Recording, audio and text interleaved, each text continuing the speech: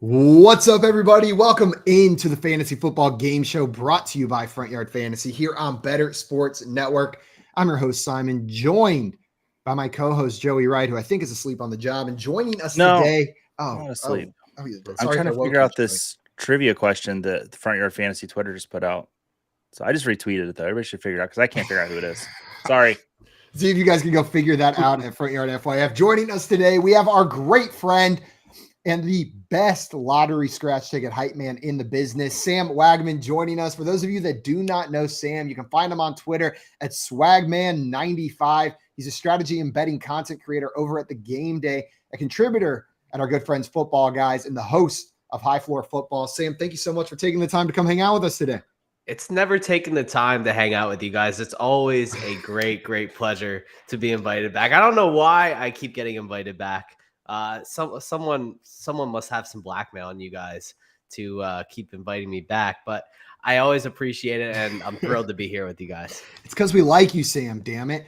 And the chat, excited to have Sam up here and excited to get the show started. We got Scampers down here saying, good noon, FYF fam. Ooh, good noon. Good noon to you as well, fine cat. We've got Dave in the chat. Happy belated birthday, my friend Dave.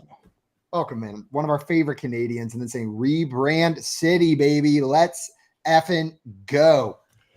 Welcome in, Dave. We got Albert in here saying hello, everyone. What's up, Albert? And Andrew down here giving some love to the new rebrand. I'm so excited we got it out there. It's just, it makes me happy every time I see it up. We got Swamp in the chat saying, at work, and I cry, sweat. Yeah, I bet delivering Jimmy John's in New Orleans, you are sweating right now. Stay hydrated, Swamp. I need you in here tomorrow. And Swamp likes the new profile picture as well. We got Craig in here, our chat historian, saying today's guest is making his 5th FYF show appearance. The last time he was on for a mock draft was back on June 15th, 2021. So it's been 2 years since we've mock drafted with you live on stream, Sam. We'll see how much your draft strategy has evolved because we've got meticulous notes on your last draft ready to bring up. Oh wow, I'm a little nervous on that though. I think I'm a little bit of a better fantasy football player than I was 2 years ago. At least I hope. You know, for all I know, I've gone backwards. I think I'm a worse fantasy football player than I was 2 years ago. I think I've just slowly gotten worse as I've gotten more and more in my head about every single decision that I make. The echo chamber. We've got Z2 in here. What's up, Z2? Saying Z2 is in attendance. Well, welcome in. And I see Scampers down here saying happy belated to Toronto, Dave. We'll sing the Canadian birthday song in a little bit. I know Sam knows all the words, so he'll lead us in it once in the middle of the draft at some point. Well, guys, today we brought Sam here to mock draft with us. Like I mentioned, the draft is now full, and we are going to be doing a Superflex redraft mock draft. We've been doing mostly dynasty drafts this offseason, but today we are going to jump in to, I think, our first Superflex redraft. We did a single QB redraft last week on the show. Before we do that, a couple reminders. First and foremost, if you're not already following our guest, Sam, you need to remedy that ASAP. You can find him on Twitter at swagman95. It's below his handsome face on the screen or in the link to this video wherever you're watching it on YouTube. If you're watching on the Front Yard Fantasy or BSN YouTube, go ahead and hit that subscribe button. It's the easiest way to show your support for what we're doing. And make sure that you don't miss any of these shows every day at 3 p.m. Eastern time, Monday through Friday. You guys ready to get into this draft? Yeah, I have a question for Sam real quick. Sam, the 95, is that the year you were born? Yes. Okay. I thought, hand to God, I thought your Twitter handle was that because you're always working like 9 to 5. Like, that's why I thought you had 95 there.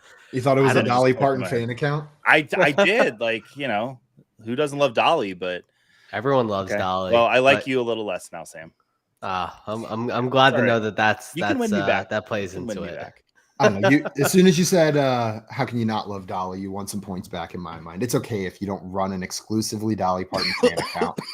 All right, well, guys, we're going to go and get this draft started. A reminder, this is Superflex, so that means you can start up to 2 quarterbacks. So their values are going to be a little bit increased. 2 running backs, 3 wide receivers, 1 tight end, and 1 Superflex, 1 flex, and then as many bench as we have time to fill before the end of this show.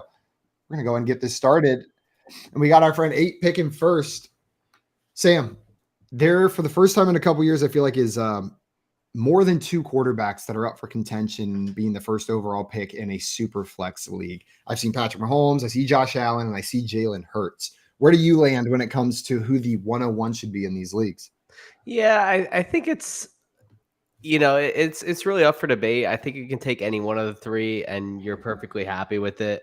Um, but I tend to go with my biases and take Jalen Hurts simply because I think he's in the best situation in terms of the fact that last year we saw the Eagles be able to take their foot off the gas in really almost every single second half of the season. And for that reason, you saw either Jalen get pulled a couple times, in the fourth quarter, or the Eagles just decided to run the ball a little bit with the running backs. And you never really saw them have to come from behind and really just throw. And, that's really not the strength of the Eagles offense, but it also took away it's also left some fantasy points on the table for Hurts, and he still finishes the QB1 in fantasy points per game. So I do think Hurts has an advantage there with the harder schedule this year. I think the Eagles are a better team than they were last year. I really don't think enough people are taking that into account. And I think if the Eagles are put in a position to where they have to throw a little bit more, I think we'll see Hurts still be a very, very, very solid QB1. And I still think he has a great chance to be the QB1 for fantasy. So I tend to lean him, but there's really just no downside to any of those three. Yeah, it feels like you can't really go wrong. Joey, slightly different question, but I know you like to wait on quarterback sometimes. You were telling me before the show you've been going early quarterback in some of these drafts more often than usual. But what I want to know is when you have one of these, say, top 3 picks in a super flex redraft league, do you have to go quarterback? Like, does the value dictate that you have to go quarterback at that point? In a 10-team league, I would say no. If you've got one of the first 3 picks and there's not a third round reversal, you don't have to go quarterback. I still would in Superflex because that talent between Mahomes, Hurts, and Allen is just superb. But you don't have to. In a 10-team league, there's going to be more quarterbacks to go around. That being said, I had the number 2 pick here. Jalen Hurts is my number 1 quarterback, so I was happy to get him at 2nd overall. Yep. And Sam, you grabbed Lamar Jackson there ahead of Joe Burrow, Justin Herbert, and the hot Justin Fields. I've seen him go behind those guys in some drafts. Are you believing in this Ravens offense maybe taking a step forward in the passing game, or is this just Lamar being Lamar? Oh, yeah. I think it's a combination of the two. I think Lamar is a much better quarterback than people give him credit for. I think his, efficiency numbers have really kind of gone under the radar, especially the fact that he had to deal with Greg Roman, who basically lived in the 90s and only wanted to run the football. So I do think with Monken coming in and, them actually adding some talent in the wide receiver pool, drafting Zay Flowers, they have Rashad Bateman back healthy, Odell is there, Mark Andrews is still there. I think that Lamar is actually going to be given a chance to kind of unlock, another gear in the passing offense. And I think even if his rushing suffers a little bit, I think he still has the capability for 900 plus rushing yards. And now he'll have the capability to really kind of hit those 2019 numbers when he won the unanimous MVP. So if he has those two, he's easily a top 4 option. He might be the QB1 overall. So I think that's firmly in his range of outcomes this year. He's I'm with you. He's one of those guys that I wouldn't be shocked to see end as the quarterback 1. If you told me you had a crystal ball and you could confirm Lamar Jackson finishes the top scoring quarterback, he's one of maybe 4 or 5 guys that I'm not going to be surprised if that's how it ends at the end of the season. Yeah. And I really don't think Burrow and Herbert have that in their range of outcomes. I think Justin Fields also has it in his range of outcomes, but obviously less so. I agree. Justin Fields was the other name I was going to throw out there that I think could be that guy. We got Victor in the chat saying, what's up? Welcome in, Victor. He said, hola, bro, chachos. Sorry I'm late. I missed the school bus. Had to walk over here. That's okay. We'll forgive you. It happens to the best of us. We got Jay in here saying, now I got Dolly stuck in my head. Well, you're welcome. And Swamp said, hey, I was also born in 95. That is just 1 year after the best year you could have been born.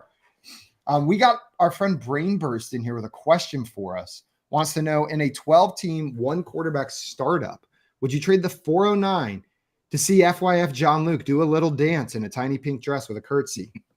Joey, would you make this trade? I would trade that for the 101, to be honest with you. I'd really like to see that. It doesn't even have to be tiny. It can be whatever size. He'll just look so cute and pretty. I would love to see that. Sam, are you making this trade? Absolutely. It's unanimous brain burst. Yeah. Slam accept on this one. Do you think it's a sliding scale for how tiny the dress would be for how good the draft pick is? Because if so, that's something to think about. All right, who am I going to take here?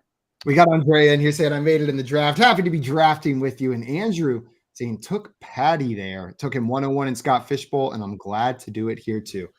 Like Sam, you were saying, I think you probably summed that up pretty well, and you can't go wrong with any of those three guys. Like I'm not going to judge anybody for taking Mahomes, Hurts, or Allen with that 101. Victor in here, a happy belated to Toronto, Dave. And Adam had a question in here for us. Wanted to know Cam Akers this year. I traded KJ Osborne and Greg Dulcich for him in Dynasty. So, Adam, unfortunately, I've recused myself from any and all Cam Akers analysis this season. So I'm going to pass this one on. Sam, you in on Cam Akers this year? Are you buying into what we saw at the end of last season? I'm kind of indifferent. I think he's gonna get his opportunities. I think that I do think he's gonna get the chance. If they're willing to use him as a 3-down back, I think his ceiling's really high because I think their defense is just atrocious and they could be throwing a ton. If they use some of those targets on Akers, I think he's got a really high ceiling, at a really kind of cheap price. So I like it from that standpoint. But just as a standard workhorse, I don't know. He's one of those guys where it's a purely a value play. Like I'm not going out of my way to get him. If he falls to me, I'm kind of happy to take him because I think he has a floor.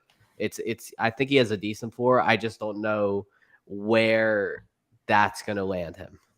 Yeah. With this trade, even though I'm recusing myself on Cam Akers, this is one that, given the general value of the pieces, I'm totally fine making depending on your team needs. None of these pieces are wildly valuable in Dynasty unless you're playing in a tight end premium league. I would love to hold on to Greg Dulcich, but I don't think this is an unfair price to pay for a starting running back that you're going to be able to plug in immediately. Joey, you went with Amon-Ra St. Brown there at the end of the second round. One of the, what was that? 1, 2, 3, 4, 5, 6, the 8th wide receiver drafted. So he's going to have to perform as a top 12 guy in order to return value on that. But you believe in him doing that this year? I really do. I love that Detroit Lions offense. I also think that, with Jameson Williams missing those first 6 weeks, it's going to get St. Brown a little bit more targets. But what we saw out of him when he's on the field, he's fantastic. I believe in Jared Goff. I've been pretty outspoken about that. Detroit's they're favored to win that division, but they're going to compete in every game they play in. Even though that defense was looking a little bit better down the stretch, I still think that Goff and the boys are going to put a lot of points up, and Amon-Ra St. Brown's going to be a big part of that. Please be as fun as we want you to be, Lions. Mm-hmm. That's all I'm asking. Scamper's loving that pick, Andrea, saying Cup there is hot. Yeah, to pair with Justin Fields, I'm liking your start so far. Can I highlight a pick here? Yeah. Breakout getting Kelsey at the 16th. Or was it 13th overall pick? That's beautiful. I was just sitting there watching like, man, how far is he going to fall? What a pick.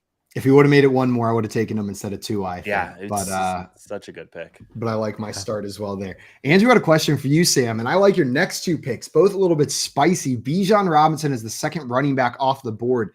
Is he your RB2 in redraft this year? Yeah, he is. And, I think that Bijan, and it's a note for later. I also think Jahmyr Gibbs should also be in the top 12.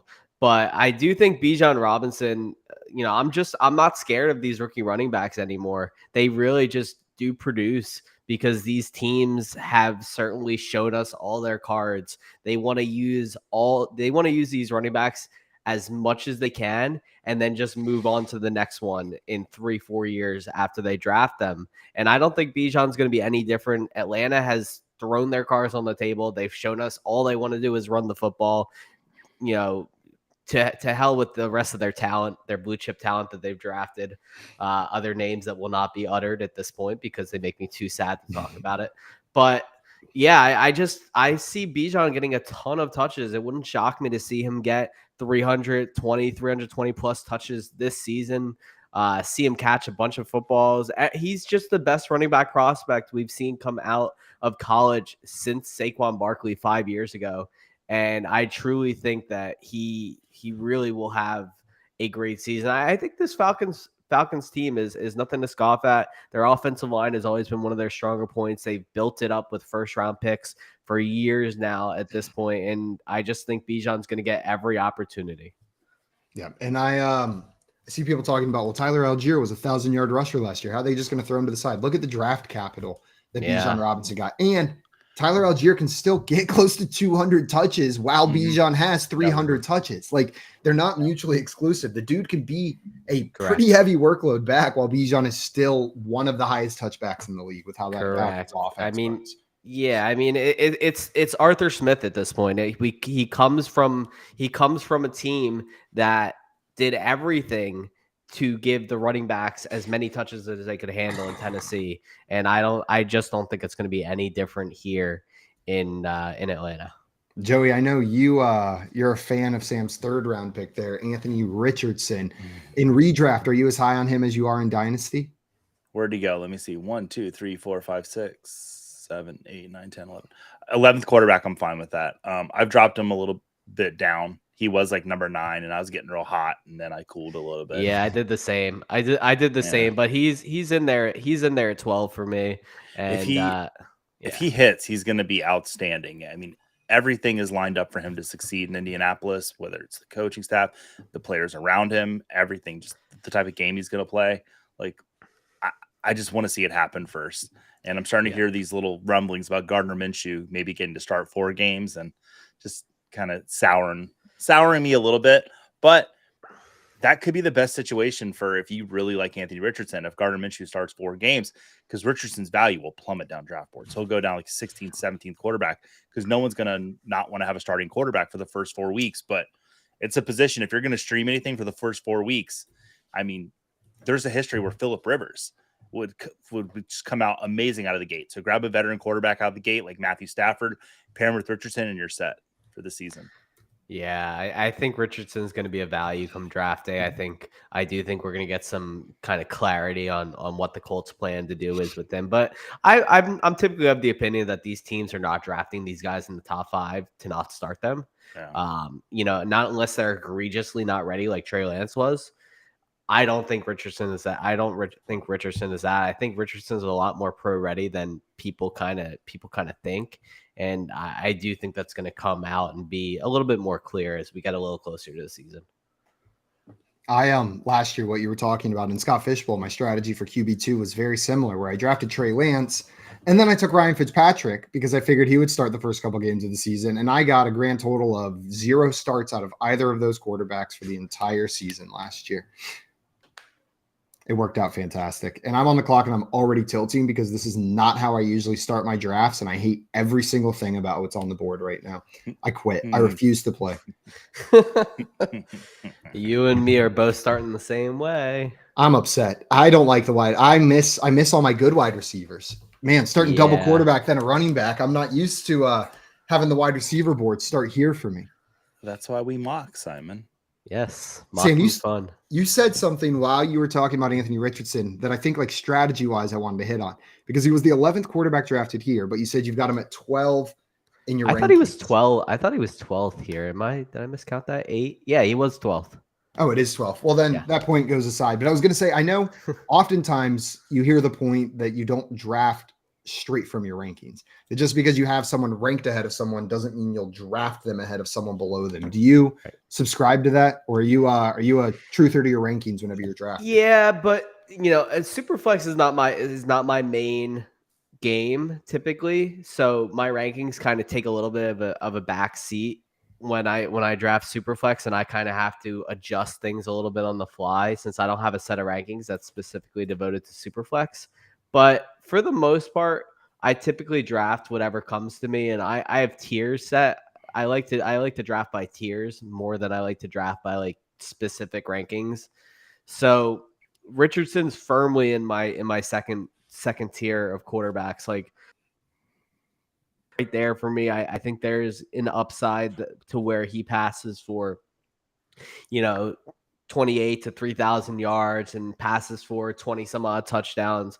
But the real ceiling gets unlocked when he when he hits 900 plus rushing yards, which is I think really plausible in his range of outcomes there. Sam, I pulled the classic ask you a question right whenever it's your turn to draft. Just letting you know, I'm gonna resume the draft whenever you're ready. But that was my bad. Jay down here is completely agreeing with you, saying tiers is the way to go. And that makes a lot of sense. If you were sitting there looking at the last quarterback in tier 2, that you'd want to grab him right there. Yeah, I think Richardson just makes a lot of sense from like a rushing standpoint. Typically, I'd like to pair him with someone who's a little bit safer from a passing standpoint, but I think Lamar kind of fits into that niche there a little bit more this year than usual. I'm good to pick, by the way. Okay, sounds good. Just didn't want to hit it before you're ready because there was like 5 seconds left on the clock. Yeah, you're good. I always draft with tiers in my eyes. I was wondering where that was going. It went somewhere, didn't it? Andrea down here agrees. Don't do it, Scampers. Don't do it. I typically don't draft this way either. I typically don't go 0 wide receiver, but here we are. Joe, did Scampers do it?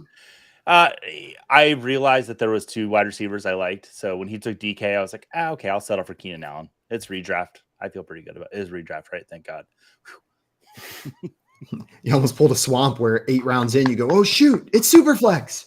I think I'm going to take someone. I have here. no quarterbacks. We'll see. Let's see who. Don't take my guy, Joey. We'll see. Well, I don't know if I'm going to. There's somebody that I really like, but I don't think I'm going to take him because we'll see. He took my guy. Okay. No, I'm actually. I think he's fallen too far, and I'm out on this player. But at the value, I'm going to take Dak Prescott. Yeah, 5th round is a little nuts. Yeah. Okay. Thank you. Joey, Jared Goff or Dak Prescott in redraft this year? Goff. I have Goff ranked higher. You have Goff ranked higher? I have Goff ranked higher. You got a Goff Actually, here. I have Geno ranked higher too. I don't know what the hell I'm doing here. Sometimes, folks, you mock draft to make you realize you need to pay attention to your rankings, and your tiers. But you know what? I've taken a lot of Geno this year. Let's take Dak Prescott in a league we're not going to play out. Joey, do you think Joe Mixon is a value there in the 4th round? He seems to be one of like the only workhorse running backs left in the league, but I guess there's concerns about whether he'll play or not.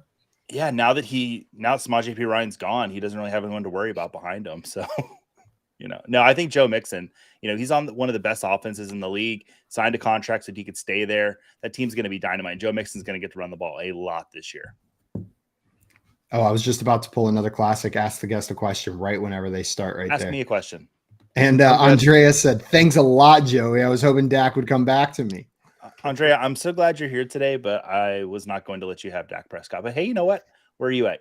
Take Geno Smith. You'll be just as happy. Ooh, Sam, Geno, Justin Fields, I would like that start.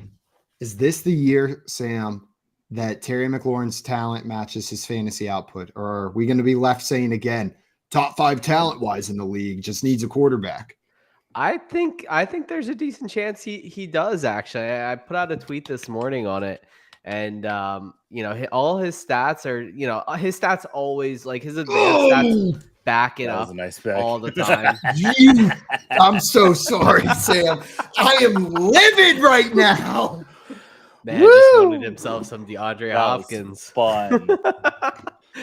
Anyways, I think Sam Howell really kind of targeted McLaurin over Dotson last year, and Jacoby Brissett propped up Amari Cooper as a wide receiver 1 in Cleveland. So I really think whoever is the quarterback in Washington, I think McLaurin's going to be pretty happy with from an efficiency standpoint. Let's see if he gets there from a volume standpoint. That's typically been the issue, is that he just hasn't been, he looks great. The numbers just haven't like zoomed out to that wide receiver 1, capability of more kind of settled themselves into, a very solid wide receiver 2. So I'm hoping he can kind of climb the ladder a little bit, get a little bit better there. But again, he's going as a very nicely priced wide receiver 2, and with the upside, I like it. Yeah. Simon. What's up, Joey? That DJ Moore pick. I like it. I do like that. It doesn't have the same upside that a DeAndre Hopkins pick has, which is why I was hoping to get D-Hop there, but I'll still take it. Andre said, hang in there, Simon. Simon. That's not You my can't name. even say your own name. I know. I'm full tilting. God, As what a he said, loser. you mean that I took who Simon wanted? Yeah, I hope your day ruins you too. Question from Walton here. It's a non-football question. What's a song y'all been listening to on repeat? Mine's Cash Sing it, In, Simon. Cash Out. I don't know. Sing what you've been singing to me every day. No, but I will say I've been listening to Syncopate by, I think Michelle is who that's by. Just single name Michelle on repeat over and over and over again. It's just stuck in my head. Who asked this question? Swamp. I just went to a concert at Red Rocks, which was like my bucket list venue, and saw my favorite band, the Ava Brothers. And, I always go to a concert and I leave with a song that I've never truly appreciated as much as I did before then. And it's a song called Wish I Was. And I've been listening to that song a lot. Sam, you got one on repeat? Yeah, there's a song. I'm on my like yearly rewatch of Suits. I don't know if anybody here has watched Suits. It's like one of my favorite shows ever. But there's a song on the soundtrack. It's called So Tied Up by the Cold War Kids, and it's just absolutely terrific. So that's been stuck in my head for a little while. Mr. Scamper's down here with We Like Sports by Lonely Island. Yeah, Dame put that one in my head yesterday. It was on repeat for a solid hour, just over and over again. When I say sports, you say nuts. Sports. Nuts. Sam, you got to participate if you're going to be on our show, damn it. Okay. Come on now. We'll take some Christian Kirk right there. Well, I hate you, Simon. I hate you, Simon. Does everybody know that Sam is my bookie? And that's how he gets on the show. That's a true statement. He is my bookie. It is a true statement. March Madness always. It's Joey's most profitable sport and the only sport. Yeah. I was gambling when I was in Colorado. I was gambling on the All-Star Game, Home Run Derby. I was having a blast. Whatever you can put money on. Did you win? Yeah, I did. There you go. I was at the FanDuel Sportsbook, and I had $2 in there, and I was like, "Let's go!" And I turned it into $8 by the time I left. 4xing your money. I'm proud of you. Take it to the man. Thank you. Andrew said, I've been listening to the riff off from Pitch Perfect, and I have no regrets. There's nothing wrong with anything from that soundtrack at any times. I have literally had my queue decimated. Yeah, big time. I was hoping one of those tight ends was going to make it to me. My hopes were dashed. Let's see. Jay said he's listening to the new Matchbox 20 album on repeat. I haven't checked it out yet. It's 3 a.m. You must be lonely.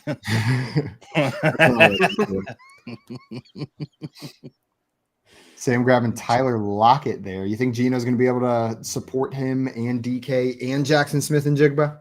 Well, I think it's more likely that Lockett and Metcalf get theirs and JSN is, forced to actually be a rookie instead of the all-pro that everyone else assumes he already is. So there's that. Let's see. I love that Dameon Pierce pick, Joey. I do too. Your team's got to be good looking, if nothing else. So I took Dameon Pierce. Yes. If he rebounds from the injury, like what I saw in those 10 games from him last year, like I already loved him coming out of Florida, and just felt week by week more in love with him. So, yeah, I think the Houston offense is a lot better than people think it is too. You got a lot of things going right there. About the only thing that didn't go right this season was the draft trade that they gave away all that capital to the Cardinals for Will Anderson. But other than that, they've had a perfect offseason. So I agree with you. NFL wise, they've had a perfect offseason. I think it's gonna translate to fantasy once we figure out who the wide receivers are in that offense. Because like people can be in on players and like, listen, I like Nico Collins, I like Tank Dell, and I like Mitchum. Every week, I like a different one more than the other. So I can't wait for the season to start so we see who those guys are. Right now, I'm just taking the one that goes latest. Yep. I definitely. Hey, JL, how are you doing? Hi, JL. He's saying my friends, so God knows who he's talking to. Oh, it's my pick. Yeah. I should stop talking. Ooh, I don't want to do that. Oh, shoot. Not gonna take. I'm gonna reach a little bit. Yeah, I'll do it. There we go. I think I'll lead the team in targets. I don't think Pickett's as bad as he was last year. Is no one else talking? Simon, you're No. muted. I was not muted. I was talking that entire time and everyone heard me. And it was something wrong with all of the speakers of every single person that was listening and not with my microphone. It just got really quiet and I got really self-conscious. I've been talking so much and I thought you guys were just talking right over me. And I was like, what the hell is wrong with you? We got JL in here saying hello. Yeah, we established that. Yeah. My friends. If you weren't muted, you would have known that. Yeah. Thanks for listening, Craig, Simon. And Mr. Scampers in there. What's up, guys? No, that was my bad, guys. I still have a bit of a cough, so I muted myself and then came back and forgot to unmute it. We got Andrew in here saying, do y'all think J Love was a reach there? Joey, do you think Jordan Love was a bit of a reach grabbing him in the last pick of the 5th round? So no, last pick of the 6th round. Let's see who's left on the board. Nope. There's maybe one quarterback that I like more than him, but I think he took the best player at the position he wanted that was available. So I can't complain about it. I don't think that one of the other ones would make it back to him, so I think it's a good pick. Sam, it sounds like you disagree a little bit. Are you out on Love this year? Yeah, I got Carr, Stafford, and Stroud all ranked above him. And I was just talking with Joey about how I love the Texans offense. I think Stroud's a big part of that. I just don't know what to think about Jordan Love. I think there's a much better chance he just absolutely sucks, and that the past 3 years have been a complete waste of time than it is, he's the next Aaron Rodgers who sat for 3 years and was, pretty much a god when he finally got on the field. I think Green Bay, I don't know, maybe Green Bay knows more than we do, but I think Jordan Love is just not good. I didn't think he was good coming out either. So Z2 is testing me. Grabbing Mike Evans right there, right before my pick as well. This is intentional and targeted Z2, and I do not appreciate it. Fine. I know he's not on a team yet, but I'll take running back Dalvin Cook, the guy who's had 1,100-yard seasons each of the past 4 years. He's not going to go on a team and just be a nobody. And at this point in the draft, in the 7th round, I'll take a running back of his talent. What are you going to do when Dalvin Cook signs with the New York Giants and teams with Saquon? Yeah, that would really suck. That would be really bad. Then I'll have a horrible RB2 situation on this team. God, if he signs there or New England, that's just going to be a sad day. A sad day. I think it's sadder if he signs with the Giants. 100%. Yeah, absolutely. The only reason it would be very sad in New England is we get the class. We finally thought we had clarity in New England, and then it would, for the first time, and then it would be completely ruined. Scampers down here got ETN in the 7th round. Gimme that.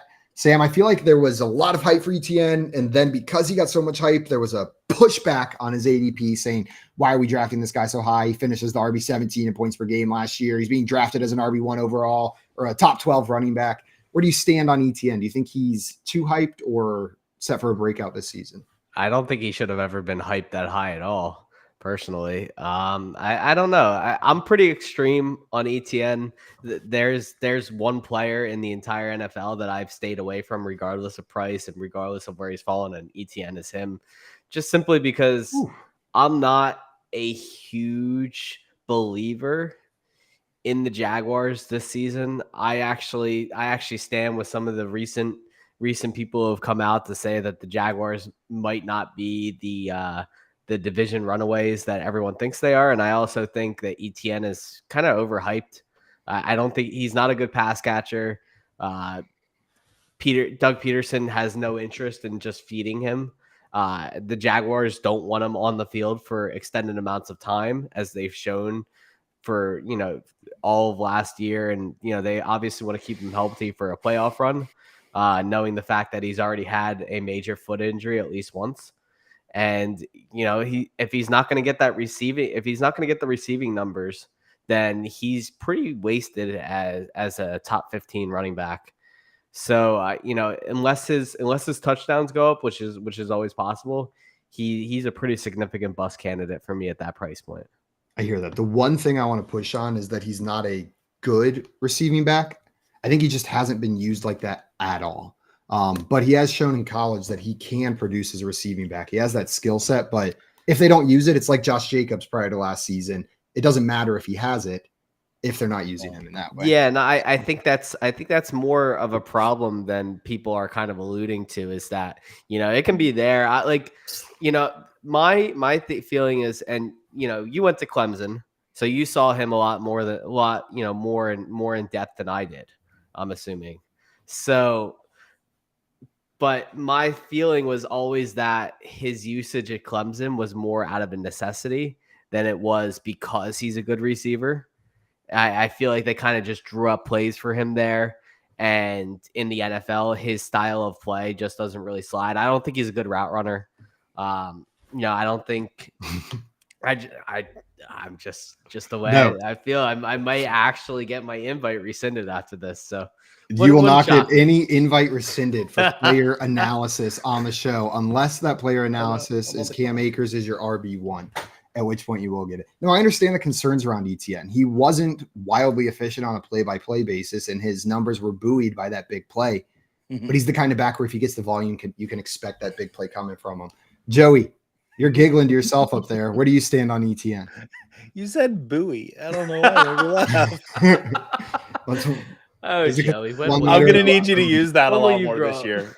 Buoy? When will you grow up, Joey? Buoy. You buoyed him. Like, what the hell, Simon? Buoy is value. Good.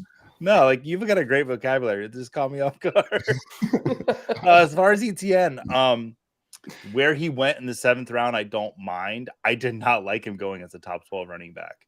I don't think he has that value. Jacksonville went out and got Tank Bigsby, who could be a better pass catcher than him and might take that role in Jacksonville, which I think is crazy because ETN was the better one in college, but Jacksonville doesn't seem to want to throw the ball to ETN. So let me make my pick. Who took? Oh, Gabe Davis. I don't want him. Sorry, Scampers. I'm going to take another Chargers wide receiver. So yeah, I don't mind him going there. I think his draft value is settled down to where I would rather have Kenneth Walker. I'll say that, but yeah, where he's going. I hate the pick for Scampers. James Conner. So I'd rather have James Conner. I'd rather have James Conner than him personally. Ooh, even in that Arizona offense. In that Arizona offense, bad offenses don't bother me. What if Dalvin Cook signs in Arizona? What does that do to James Conner for you? If Dalvin Cook signs in Arizona, then I suppose I would not like that. I suppose I would not like that very much. That's another one that looks gross. That's one of those ones where I'm just staring at it and I'm like, I guess I draft neither of them ever if that happens. Because damn you, Joey. No, at what cost did that pick cost me? Probably everything. What cost? Double Pittsburgh, double Chargers. Chargers. Yeah, it's Scampers. I'm not dogging your picks. I feel like I just did, and I'm really not. I love you so much. So much. Joey, does this mean you've drafted 2 receivers for the Pittsburgh Steelers now, and then mentioned that you don't think Kenny Pickett's going to be as bad as people think he is? Is this almost an endorsement of the Pittsburgh Steelers offense from you, that you think more than one pass catcher could be supported? Absolutely. And I also want to get on Herm's good side because I didn't take Najee Harris in 2 drafts that he told me to take him. And, we got to get on our people's good side. It's all about friendships here. No, as far as Pickett, I think he'll be serviceable. They're in a competitive division. The Steelers defense is really good. So I don't think there's going to be too many breakaway games for them. They'll be competing. And I think Freiermuth could be second on the team again in targets. I'm sort of out on George Pickens. You see, I took Deontay Johnson. I think he's going to lead the team in targets this year again. He's a target hog. And then I think Freiermuth's right behind him, just for what Pickett's skill set is. Big hog. Big hog. Big hog. Mm-hmm. Tim, you expressed frustration that Joey drafted Pat Freiermuth. Are you looking at the other tight ends now, or because of that, are you going a different direction? There's your answer. There you go. Drafting David Njoku. So less than Freiermuth, but you are excited for him in that Browns offense this year? Oh yeah, I'm a huge Njoku fan. I honestly didn't mind the Freiermuth pick that much. I honestly just thought tight ends were going to fly off the board, and I didn't want another one to fly off. But yeah, I loved Njoku. I think outside of the top 6 guys, 7 guys, I think Njoku is probably right there for me. I think he's got as good a shot to climb into that bracket as any of those guys do. And I honestly think his ceiling's higher than both Pat and Engram just because we haven't seen nearly the best of Deshaun Watson, this Browns offense yet. When he was in Houston, he threw 20% of his touchdowns to the tight end position, which is a pretty high number. And he already targeted Njoku the second most in the red zone in the NFL last year. So I believe that Njoku is going to see a ton of usage down there again. I think as Watson's passing stats rise and his comfortability in this offense rises, Njoku stats will rise alongside with it. I wanted to point something out, just looking at Sleeper's ADP real quick. Chig has now fallen behind Dalton Schultz. Chig's ADP 48 hours ago was around 115, and Dalton Schultz was around 120. So that's the change that's happened in the last 48 hours between those two guys. And I think Chig's going to fall even further with this DeAndre Hopkins news. He could be a post-hype sleeper. Dulcich. He could be a post-hype sleeper when August, late August fall comes around. I mean, if you're punting the position entirely, Chig might not be the worst option because he still has that ceiling. Do you think he still has a chance of being a top 2 target on his team? What our friend Coop always preaches you're looking for in a tight end. No, you don't think there's any chance he out targets Burks? No. Assuming Hopkins is the one on that offense. Not with Burks' draft capital. No. Yeah, I tend to agree with you, Joey. I see you shaking your head up there. You agree? No, I agree with Sam. Yeah, I think he's now the third man on a team with Ryan Tannehill, who does not pass a lot. He's efficient when he passes the ball, but he doesn't throw the ball a lot. So, I mean, that team runs through Derrick Henry.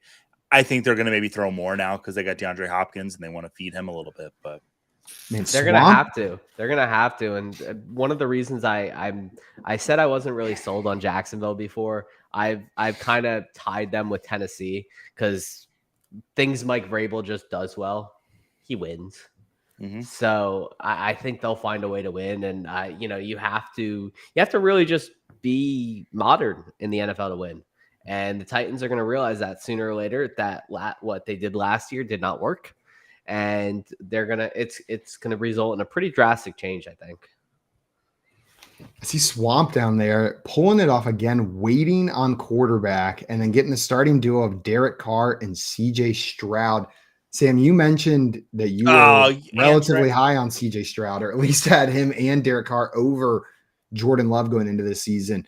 Do you think this is a viable strategy in Superflex, waiting on quarterback as long as Swamp did, given the results? I don't really hate it. He gets two, in my opinion, 2 top 5 wide receivers in Tyreek and AJ Brown. He gets 2 incredible running backs in Ramondre and Jahmyr Gibbs. He gets a top flight tight end. He gets a couple, high upside guys in Judy and JSN. And I think getting Carr and Stroud is really not bad. I think that in this particular Superflex mock, we weren't too QB crazy. I mean, look at some of the values. You got 5 quarterbacks in the 5th round that are all extremely viable. And then you got guys as late as, round 9 that are very startable. So I like that. And, that's just taking value. It's just taking people as they come to you. And I think he did pretty well with it. The chat is letting you know, Joey, that if Andrew wouldn't have taken him, Jay said, don't worry, Joey. P. Ryan wasn't going to make it past me. Craig said, or me. And then Scamper said, you knew he wasn't getting to you, Joey. The second you drafted Freiermuth, you said at what cost, and the cost was Samaje P. Ryan on your team. Yeah. But you know what? I got him Fishbowl. So I got him when it mattered for me. Scamper said the FYF gauntlet. Yeah, being at the end of a draft and hoping P. Ryan falls back to you is a fool's game here at Front Yard Fantasy. Can you imagine when P. Ryan busts this season, how I'm going to feel? Well, you'll feel great because everyone else in your leagues will have them on their roster, and you won't. True. You all fell into the trap. Just one league, just Scott Fishbowl. Will you have him? Let me shout out Scampers real quick, because I was a little mean to him. He sniped me on Austin Eckler, DK Metcalf. I kind of wish I would have taken Daniel Jones as who I would have taken instead of Dak Prescott. Love the Michael Thomas pick. Yeah, your team's looking very sexy, Scampers. Joey, sucker. What? How do you feel knowing that one of my most confident season-long player prop bets I've taken is that Samaje P. Ryan will go under his rushing total? Well, I think you're an idiot for one. No, that makes me sad. Is that a pro Javonte Williams take? It's Sam? an anti Samaje Perine take more than that, but yes, it's What do you not like about Samaje Perine? I'm just interested. He's a perennial backup. Okay. And his yards per carry average is never summited 4. But when he gets the work, 1 second, let me make my pick.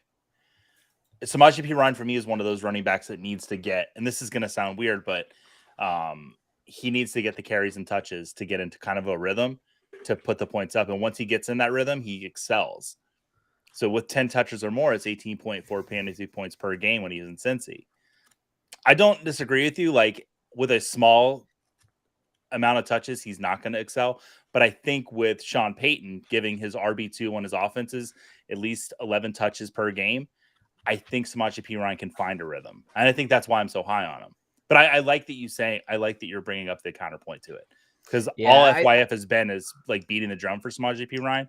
So it's nice to have somebody come on that's like, hey, pump the brakes. Would we really be shocked if Samaje Perine busted? Know what I mean? Like no, and not at all. Wouldn't be a shocking thing. I was on Samaje to like start the offseason, but as we started hearing this, Javonte, Sean Payton was waiting for other running backs to be cut so he could sign someone else. I've just been sniped in 4 consecutive picks now, so now I have no idea what to do. This is what I get for not drafting a running back in 6 rounds. Give me 1 second. You're good. All right, I'll take my guy. Take my guy. But yeah, I think that Peyton runs his offense through the quarterback always, and I think that's probably what gets focused on. Also, 600 just seemed like a big number to me for a guy that probably doesn't start the entire season. I think Javonte will be back sooner rather than later. And I think even if he's not, I think they signed someone. I truly think they signed someone. And I'm not the biggest believer in Samaje's talent. So I took him in best ball earlier this season. I completely stopped about a month ago when his ADP started to rise into like untenable territory. But yeah, I don't know. I think he's a lot riskier than we thought he was. It was nice when he was going around 14. I felt real. Yeah, real yeah. But once he starts to get into like the 10th, then it starts to like. Yeah. I don't like having to take him in the 10th. Yeah, I like the fact that Javonte only won 4 spots ahead of him. That like I would rather have Javonte. Man, what a little running back run that went on right there, right before my freaking pick. All you little pieces of garbage drafting in here. You're all banned. This is the worst day of my life. You can take Tank Bigsby, Simon. Yeah. That's who I want to take. That'll fill my team out perfectly. Whatever. I'm tilting so hard and I don't know why. I think it's just because I'm not used to starting drafts like this. Guys, this is why we do mock drafts at this time of year. So when you get in your real draft and the value falls away that you're not used to it falling, you've done that before. So you're not like me, tilting and drafting players that you don't even want on your team. Sam, you said you're taking my guy and you took Kendre Miller. Does the Alvin Kamara news, the news that he will likely be back sooner than expected, affect your optimism for Kendre Miller in redraft? No, I still think Kamara gets suspended for 4 to 6 games. It never really changed. I never really thought he was going to be suspended for more than 6 games because I think we've all taken off the rose-colored glasses with the NFL to know that they don't really care about doling out discipline at a proper rate. They more just care about marketability. Yep. But I also think the fact that he pled no contest means there was something there. And if the fact that it took this long probably says the NFL is going to do something. They've shown in the past that even when there's no official charges brought, that doesn't mean necessarily no suspension. There was a video. Yeah. There was a video. I mean, there was a lot of news about this. This happened at the Pro Bowl. It happened in Vegas. I think there's enough bullet points there to say, all right, maybe 2 games isn't enough. Maybe 8 games is too much. Suspend him for 4 to 6.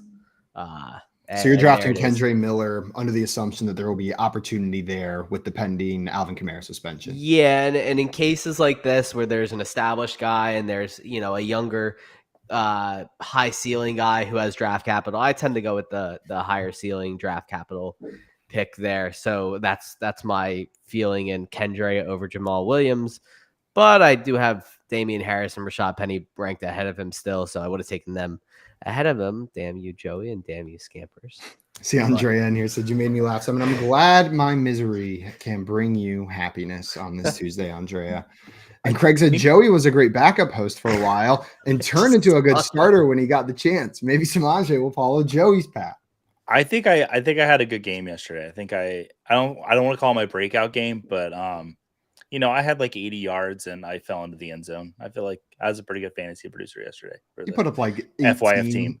18 PPR fantasy solid. points. You were free. You were great. Yeah. You didn't win the league, but it was like, oh man, I can't believe I got 18 points out of that guy. Right. I'm taking the anti-Damian Pierce and Devin Singletary there. Joey, as the Damian Pierce truther, do you have concerns about Devin Singletary in that offense? Hell no. Hell no. Is that no. Devin Singletary talent thing, or is it more of like the Algier Bijan thing where there's enough for both to eat? I don't know if there's enough for both to eat. I just think what we saw out of Damian Pierce last year, if he's healthy, there's no reason to give Devin Singletary even 30% of the carries. Give it a 75-25 split. That's fine. But no. Sam, I see you nodding your head down there. Are you thinking similarly about the Pierce Singletary split? Yeah. How much target share he walks away with is going to be interesting to see, since I've always been of the assumption that Damian Pierce is an above average target earner like he was at UF. But it all remains to see what the new regime will give him in terms of total offensive work. So he could shut Singletary completely out of his offense. I think he's talented enough to. It's just whether they decide to give Singletary that passing work. Yeah. I tend to think because we saw him kind of break down due to volume last year that there will be a role for Singletary in this offense to keep Damian Pierce healthy, because I'm not going to argue that Singletary is the better back. Damian Pierce is clearly, from what we've seen on the NFL field, the far more talented back of the two. Craig with great value. Dalton Schultz in the 12th round. I love that pick for Craig. You love it for Craig? Just so much for Craig. Love that. And Craig said someone clipped that for later this season. What are we clipping? Who did what? I think I picked my nose. Well, we'll add that to the archives of Joey picking his nose. We will be selling a bundle a little bit later this season, but we do ask that if you're going to use it for perverse reasons, that you pay an extra $10. If you're going to use it for any sort of mockery, posting pictures of Joey picking his nose, you get a $10 discount. And then all of you weirdos who want to watch Joey pick his nose for weird reasons, you got to pay that extra 10. Guys, we got a couple more minutes left here. We're not going to finish all of these rounds on the stream, but I did want to remind people of some things before we jumped off here in a little bit. We'll keep talking ball for another 5 minutes. Before we go, if you guys are looking for a breakdown of the NFL coaching systems for the NFL, you can get that with the NFC and AFC North divisions today on fantasyalarm.com. There's some coaching changes, and it's going to affect the fantasy players on these teams, so make sure you go and check that out. Again, that's the NFL coaching systems for NFC and AFC North divisions on fantasyalarm.com. And everybody watching, if you're not already following our guest Sam, please go and fix that. You can find him on Twitter at swagman95. Swagman95. You're going to want to follow him and check out his work over at Football Guys as well. And at the game day, Sam, you grabbed your third quarterback here in the, 13th round. Do you generally draft 3 quarterbacks in Superflex leagues? Oh yeah, I think you have to, especially we touched on it earlier. There's always the chance that Richardson does not start the season. In that case, I would not like to take a 0. So, Tannehill being available as late as he was is nice to me. I do think Tannehill, the Hopkins signing, if it tells us anything about the Titans, and something I also alluded to, it's that they want to win and they want to contend. So I think Tannehill starts more games than Will Levis this year, just based on that fact as well. And I also think Tannehill's probably not as bad as people have been, basically saying. So I like that. Andre said, you guys are too much. Yeah, we know. We're working on it, but I'm not sure if it's going to be resolved anytime soon. So my apologies for everybody watching. We will continue to be too much. If only we got paid too much. If only. Still working on peanuts. But my figure's looking good. Yeah, we're getting them to your shell Happy at for least you, now, Joey. Joey. So you don't have to Sure. you don't have to break them out of the shells anymore. Yeah. Did you guys know you can eat the shell of a peanut? You can just pop the whole damn thing in your mouth. Listen, we're not falling for that, Simon. You can. It's salty on the. Why would they put the salt I don't on the believe you. outside of the I don't peanut believe you. shell if you couldn't eat the peanut shell? Why are you Riddle me trying to that. kill me? Why are you trying to kill me? Just chew it up next time you have a bag of peanuts. Next time you have a bag of peanuts in front of you, you're going to be sitting there and you're going to remember. Simon said you can just throw the whole thing in your mouth and you're going to do it. Or you're going to sit there with this tension inside of you for the rest of the time. Really, Simon says, like, my contract with FYF says I'm not allowed to say those phrases, but you get to say it. You can't say it as a joke. If it comes out in normal lexicon, those God. words, the game has stolen those words from the English vocabulary, and I refuse to be held hostage by a children's game in the way I speak to others. Now, if you You're do a make that children's joke to game. me, So do you speak of yourself in the third person and say Simon says? All the Absolutely. time. Walks around with a cape. He's awful. Just terrible. Sam, if we weren't already friends, that would have disqualified you immediately. That's Simon Says joke right there. Joey, I didn't know if you wanted Sam Laporta, but I've been sniped so much that I just decided to take him there in the last round. I like Sam Laporta. You dirtbag. It was purely out of anger. Out of hate, you said? Yeah, out of hate and anger. I'm just in a bitter okay. mood after today's mock draft, and I Jeez. targeted you. Guys, Okay. on that note, that is going to be it for us today. The last couple picks here are going to wrap up, but I want to thank everybody in the chat for coming and hanging out with us and everybody who drafted along with us today. Joey, do you have any final words before we go today? I'm waiting. I'm about to pick. Final words. Yes. I want my good friend Tim to feel better. That's my final word for the day. Feel better, Tim. Sam, thank you so much for taking the time to come and hang out with us today, my friend. Thank you guys for having me, as always. I always appreciate it. Looking forward to show number 6 with you. Until then, that is going to be it for us today. We'll be back tomorrow at 3 p.m. Eastern time for some more fantasy football game show fun. So come hang out then. Until tomorrow, adios, everybody. Bye, everybody.